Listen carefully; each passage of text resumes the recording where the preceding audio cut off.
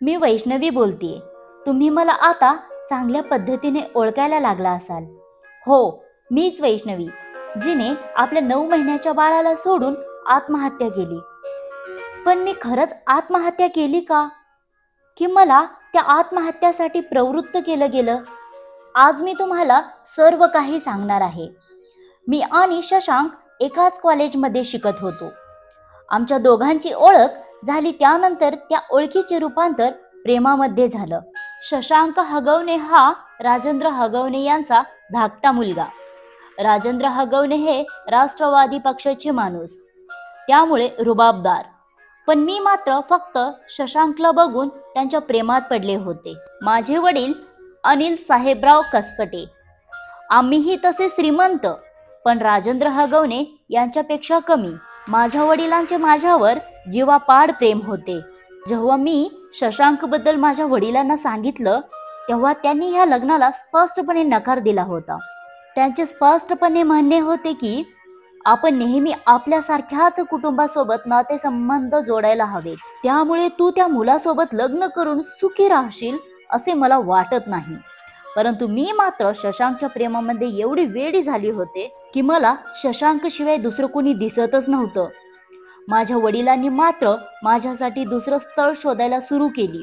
तेव्हा तर मी अगदी पळून जाऊन शशांक सोबतच लग्न करायचा असा विचार केला होता. त्या लग्नातही शशांकच्या घरच्यांनी इतकी मागणी केली होती की ती ऐकून तुम्ही देखील चकित व्हाल.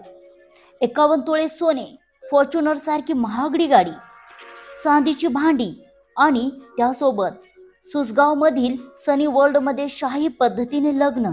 जेव्हा माझ्या वडिलांना हे सर्व कळाले, तेव्हा आपल्या घराची अब्रू जाऊ नये म्हणून त्यांनी माझे लग्न शशांक सोबत लावून देण्याचे ठरवले.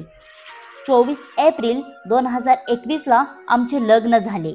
माझ्या आनंदासाठी माझे आई वडील सारं काही करत होते. पण लग्नाच्या अगदी दुसऱ्याच दिवशी छोट्याशा कारणावरून माझ्या सासऱ्यांनी भांडण काढलं. तेव्हाही माझ्या वडिलांनीच सासरवाडीच्या माणसांशी कारण नसतानाही माफी मागितली. पण आता मात्र हे नेमकीच होऊ लागलं. दिवसामागून दिवस जात होते. आमच्या लग्नाला 6 महिने झाले होते. त्यानंतर गौरी गणपतीचे दिवस. त्यामुळे माझ्या सासूबाईंनी माहेरून चांदीच्या गौरी आण असे मला सांगितले. सासूबाईंची ही मागणी जेव्हा मी माझ्या आई वडिलांना सांगितली, तेव्हा आई बाबा म्हणाले, आपल्याकडे तर मातीच्या गौरी बसवतात, मग चांदीच्या कशाला? पण तरीही सासूबाईंनी मात्र हट्ट सुरूच ठेवला. त्यामुळे माझ्या आई वडिलांनी मला चांदीच्या गौरी बनवून देखील दिल्या. खरं तर लग्नात देखील सासऱ्यांच्या आम्ही राजकारणातील मोठं माणसं आहोत. या समाजातील आमची प्रतिष्ठा मोठी आहे. मोठी मोठी लोक लग्नात येतात. त्यामुळे लग्न चांगलं झालं पाहिजे. हुंडा जास्त मिळाला पाहिजे.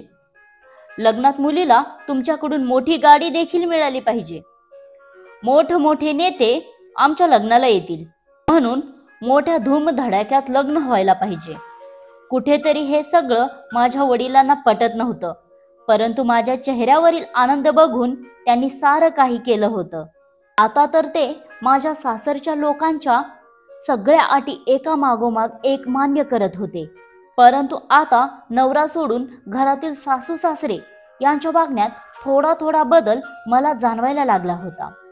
या सर्वांमध्ये सगळ्यात जास्त त्रासदायक होती ती म्हणजे माझी नणंद करिश्मा. ती तर नणंद या नावाला जणू काळीमाच आहे.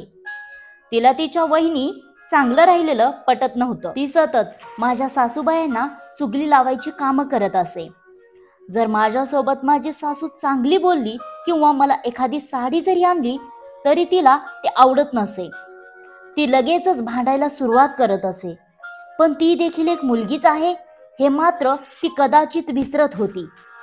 एक स्त्रीशी शत्रू कशी काय होऊ शकते हा प्रश्न मला नेहमी पडत असे. करिश्मा माझी नणंद असून देखील ती मला शारीरिक आणि मानसिक देखील त्रास देत होती.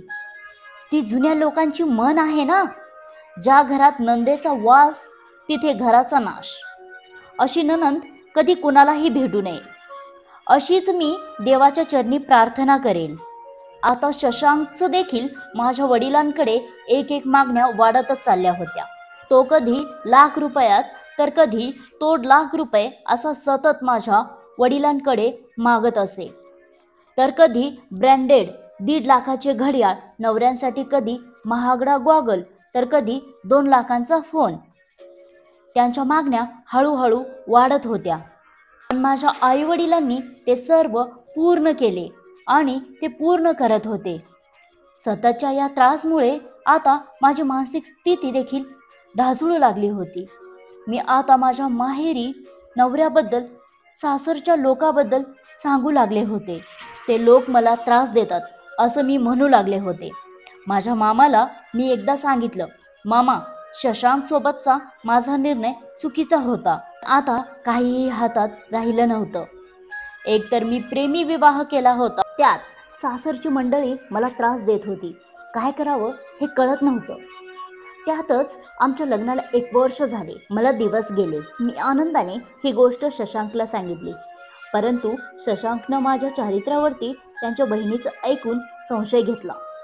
हे मूल माझं नाही असं तो मला म्हणू लागला. आता मात्र मला काय करावं हे कळत नव्हते. आपण ज्या नवऱ्यावरती विश्वास ठेवून या घरात आलो, तोच नवरा आपल्या चारित्र्यावरती संशय घेत आहे. या गोष्टीचा मला अचानक धक्काच बसला. गरोदरपणामध्ये माझी नणंद आणि माझी सासू माझ्या तोंडावरती देखील थुकत असत. खूप विचार करून त्या दिवशी विष पिऊन मी स्वतःला संपवण्याचा निर्णय घेतला. शशांकने जेव्हा मला असं पाहिले तेव्हा त्याने घाईतच आपल्या बहिणीला घेत मला हॉस्पिटलमध्ये दाखल केले. मी त्या दिवशीच वाचले. तेव्हा शशांक व त्याची बहीण घरी निघून गेले.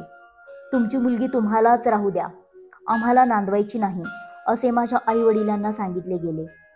मी आपल्या घरी आपल्या आईवडिलांसोबत माहेरी आली आणि माझ्या वडिलांना म्हणू लागली, माझी काही चुकी नाही, मी काही केले नाही. माझी सर्वात मोठी चुकी हीच झाली, मी त्याच्यासोबत लग्न केलं. मी आता त्याच्यासोबत परत जाणार नाही. मी गरोदर होती. माझ्या वडिलांना माझा संसार वाचवायचा होता. आपण त्यांच्या मागण्या पूर्ण केल्या. इतकं मोठं लग्न झालं आणि मुलगी जर घरी अशी आली तर नातेवाईकांमध्ये आपली इज्जत काय राहील? आपली आबरू पूर्ण धुळीला लागेल. भाऊबंदकीसमोर आपली पूर्ण इज्जत धुळीला लागेल. आपली प्रतिष्ठा त्यांच्यासमोर कमी होईल. आपल्या मुलीचं पुढे कसं होईल असं म्हणून वडिलांनी मला समजावलं, बाळ, आता तू गरोदर आहेस. बाळ झाल्यावर ते लोक थोडे समजून घेतील तुला, त्यांचे विचारही बदलतील. स्वतःला कष्ट देऊ नकोस. शशांक तुझ्यावर खूप प्रेम करतो असे समजून वडिलांनी पुन्हा तिला सासरवाडीला पाठवले. माझ्या सासू, नणंद आणि नवऱ्याचे पाय पकडले. माझ्या वडिलांनी माझ्या मुलीला समजून घ्या, तिला इतकं कळत नाही म्हणून त्यांना एकदम आतुरतेने सांगितले. त्यांच्याशी माफी मागितली. परत धूमधडाक्यात डोहाळे जेवण झालं. त्यांच्याकडून जे होईल ते त्यांनी माझ्यासाठी केलं. 9 महिन्यानंतर मी एका मुलाला जन्म दिला. बाळ झाल्यावर एखादा महिना वातावरण चांगलं होतं. सासू लाड करायला लागली. लगेच सासूचे कान माझी नणंद भरू लागली. इतके लाड करून तिला डोक्यावर बसवू नका असे म्हणायला लागले. मी सगळ्यांचा त्रास सहन करत होती. माझ्या घरात 3 मोलकरीण होत्या, तरी माझी सासू मला काम करायला लावत असे.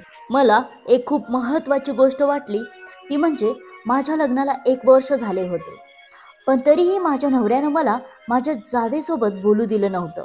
माझ्या भावाची बायको चांगली नाही, ती भांडखोर आहे असं तो म्हणत होता. शशांकने मला तिच्यापासून दूर ठेवलं होतं आणि मी सुद्धा जावेला लग्नानंतर कधीच भेटली नव्हती किंवा बोललेही नव्हते.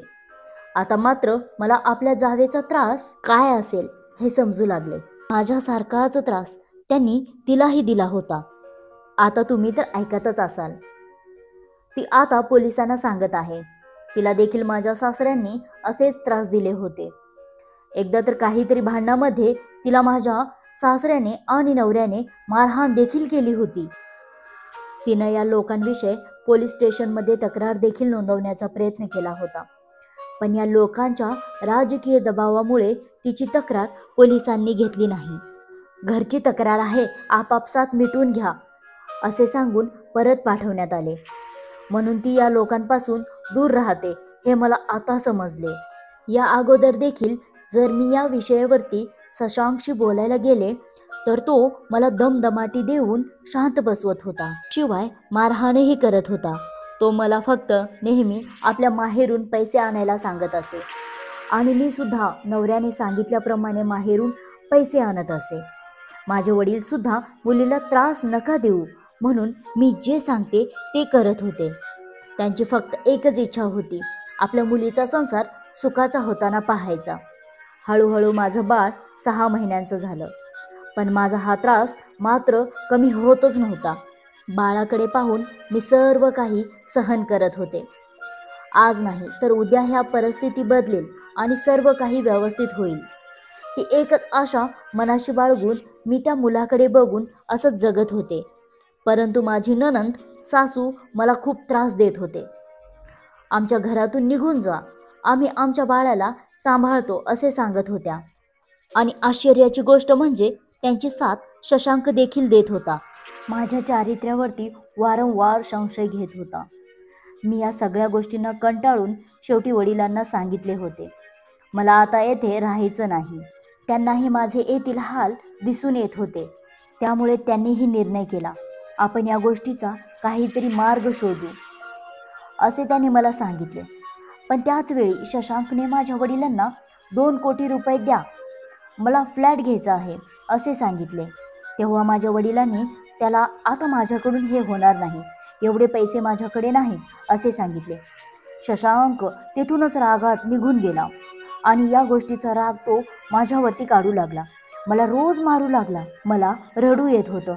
मी माझ्या मैत्रिणीला फोन करून माझी खूप मोठी चुकी झाली हे पकडून त्यांना सांगितले. माझ्या वडिलांचे मी ऐकले असते आणि त्यांनी ज्या जागेवर सांगितले त्या जागी जर मी लग्न केलं असतं तर आज कदाचित अशी हाल माझे झालेच नसते असे मला आता सारखे वाटू लागले होते. म्हणत होते, मोठ्यांचं ऐकून दुसरीकडे लग्न केलं. माझ्या चुलत भावाचे लग्न होते तेव्हा त्यांनी शशांकला कपडे आणि अर्ध्या तोळ्याची अंगठी देखील दिली. तो दिवस माझ्यासाठी काळच बनून आलेला होता. मी माझे स्वतःचे जीवन संपवले असे माझ्या वडिलांना कळवण्यात आले. माझी आई, वडील व नातेवाईक तसेच दवाखान्यात आले, पण मी मात्र तेथे निश्चितपणे पडलेले होते. माझ्या आई वडिलांनी डॉक्टरांकडे माझ्या तब्येतीविषयी विचारणा केली. तेव्हा डॉक्टरांनी जे त्यांना सांगितलं ते ऐकून ते अचानक कोसळलेच, कारण माझा श्वास थांबला होता. तेव्हा माझ्या वडिलांना माझ्या अंगावर मारलेले निशाण दिसले, जखमा दिसल्या, डोळ्याला मारलेलं दिसलं आणि आपल्या मुलीने गळफास घेतला नसून तिचा या हगवणे परिवाराने खून केला याचा आरोप माझ्या वडिलांनी लावला. सासरच्या लोकांनी हुंड्यासाठी तिचा छळ केला आणि मुलीचा जीव गेला असा माझ्या वडिलांनी त्यांच्यावर आरोप लावला. बीजे हॉस्पिटलने दिलेल्या अहवालानुसार माझा मृत्यू गळ्याजवळ झालेल्या फासानं झाला होता. माझ्या मृतदेहावरती धारदार वस्तूने मार केलेल्या खूप साऱ्या जखमा देखील दिसत होत्या. हे सगळं बघून माझ्या वडिलांनी माझा नवरा शशांकवरती खूनचा आरोप लावला आणि सगळ्या चौकीत पोलिसांनी माझी नणंद, माझी सासू, नवरा यांना अटक केली. परंतु माझे सासरे फरार झाले होते. 16 मे 2025 रोजी ही घटना घडली आहे. या सगळ्यांचाच त्रास कंटाळून अखेर मी देवाकडे गेली. परंतु माझं 9 महिन्यांचं बाळ या हगवणे कुटुंबांना तिच्या माहेरी न देता तिसऱ्याच व्यक्तीकडे दिलं. परंतु आम्हीच आमच्या मुलीला त्या लोकांचा त्रास सहन करून दिला. तिला समजावले, नांदायला पाठवले आणि याचाच फायदा त्या लोकांनी घेतला. त्यांनी जे मागितलं ते आम्ही त्यांना वेळेवर पुरवलं आणि म्हणूनच त्यांनी आमच्या मुलीला संपवलं. परंतु आता आमच्या मुलीचा मुलगा आमच्याकडेच राहावा, त्याचा आम्ही सांभाळ करू असे रडून रडून माझे वडील म्हणत. माझे बाळ कोठे आहे तपास लागत नव्हता. माझ्या मृत्यूनंतर माझे 9 महिन्याचे बाळ निलेश चव्हाण या व्यक्तीकडे माझ्या सासऱ्यांनी सोपवलं होतं, जे आता सुखरूपपणे माझ्या आईवडिलांकडे सोपवण्यात आले आहे. आपली लेकच जणू आपल्याकडेच परतली आहे असा आनंद माझ्या आईवडिलांच्या चेहऱ्यावर दिसत आहे. पण मला एक प्रश्न तुम्हाला विचारायचा आहे, कोणती आई अशी आहे की जी आपल्या 9 महिन्याच्या बाळाला सोडून स्वतः आत्महत्या करेन? सासरची माणसं ही वयाला असताना ती आपल्या बाळाला त्यांच्याकडे सोपवून स्वतःच हे जग सोडून जाईल का? माझ्या जाऊबाईंनी वेळेवरतीच निर्णय घेऊन त्या बाजूला झाल्या, म्हणून आज त्या सुरक्षित आहेत. यांचा नवरा त्यांच्या बाजूने होता, म्हणून त्याही सर्व काही करू शकल्या. पण माझ्याकडे हा पर्यायच नव्हता. माझा नवरा शशांक हा तर फक्त बहीण आणि आई वडील यांच्या म्हणण्यानुसारच वागणारा होता. आज जर तो माझ्या बाजूने असता तर मी आज माझ्या मुलाला घेऊन खूप आनंदी. त्यांना जन्मठेपेची शिक्षा व्हावी असा पूर्ण महाराष्ट्र म्हणत आहे. त्यांना ही शिक्षा होईल का? त्या नेहमीसारखी ही केसही दाबली जाईल. आजच्या विज्ञान युगामध्ये हुंडा मुलीचा जीव घेतो याच्यापेक्षा मोठी गोष्ट कोणती असू शकेल?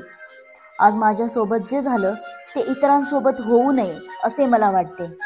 मला माझे आयुष्य गमवावे लागले, तेही माझ्या तान्हुल्या 9 महिन्याच्या बाळाला सोडून.